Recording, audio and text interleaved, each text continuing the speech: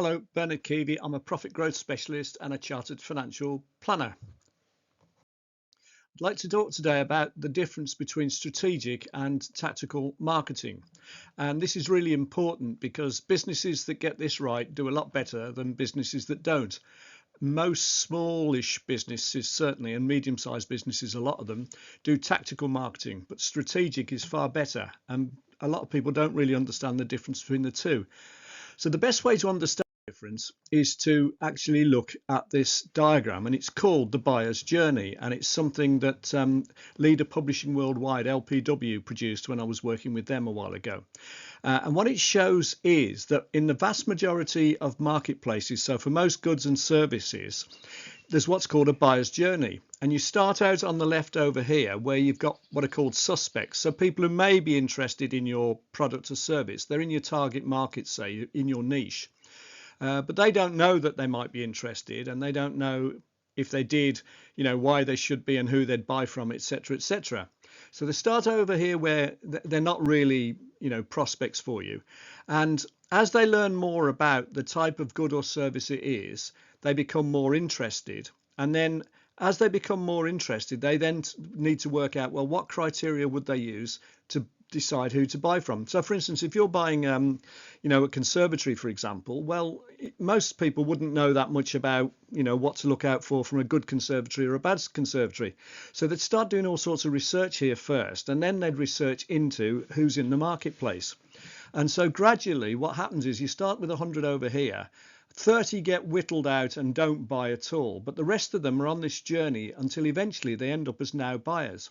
And now buyers are typically something like 1 to 3% of the potential marketplace.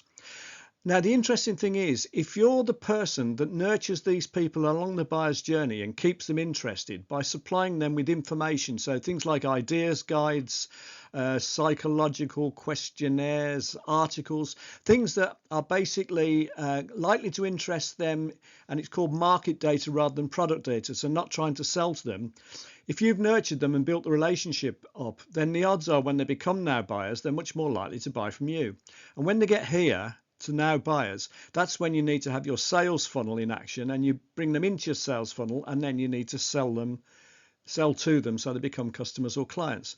But if you try selling to them over here where they're future buyers and they haven't decided they actually want this thing, all that happens is you scare them off. So it just doesn't work.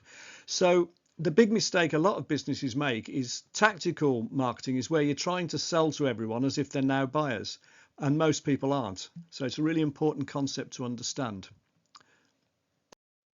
Now, why does it matter? Well, why it matters is if you look at this example here. So let's say you generated 1,000 leads and your conversion rate was 20%. And on average, when they do buy from you, they spend £1,000 a year, $1,000. Then your revenue would be 200,000. Your cost of whatever it is you're supplying, so that's called the cost of goods sold or cost of services sold, because it could be a charge out rate, for example. Whatever it is, you take that off to get the gross profit. So in this example, the cost of goods sold is 100,000. The gross profit's there for 100,000. You'll have other overheads, things like maybe rent, rates, wages, salaries, etc. Take them off, and you get an operating or gross profit of 40,000. Now, if all you did was double your conversion rate by understanding the buyer's journey, and then by having what's called a drip campaign, where you supply information to them on a regular basis to nurture them along the buyer's journey, if all you did was double your conversion rate from 20% of the original 1,000 inquiries to 40%, then the difference that makes is massive, because you double your revenue from 200,000 to 400,000. You double your cost of goods sold, so therefore you double your gross profit. But your overheads don't increase in proportion because they're fixed costs. So your operating profit would actually go up from, in this instance, 40,000 to 140,000, which is now 350% of the original figure. Now, obviously, the numbers differ for every business, but the point is that doubling your conversion rate can easily take place. So you're not generating more leads, you're just actually converting more of them.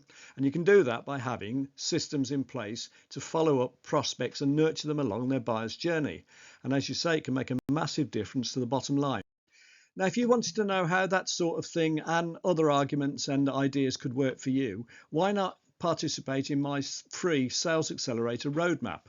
If you go to bernardkeavy.com, click on the button saying that you want this free Sales Accelerator roadmap. So what happens is we'll speak for about 45 minutes on Zoom or on the phone, but preferably Zoom.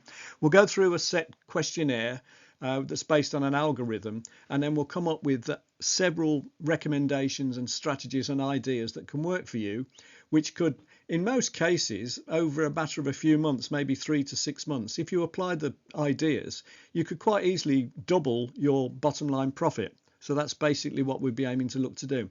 So go to bernardkeeby.com and click on the Yes, I Want This button. I hope you found that useful. Thank you very much for watching.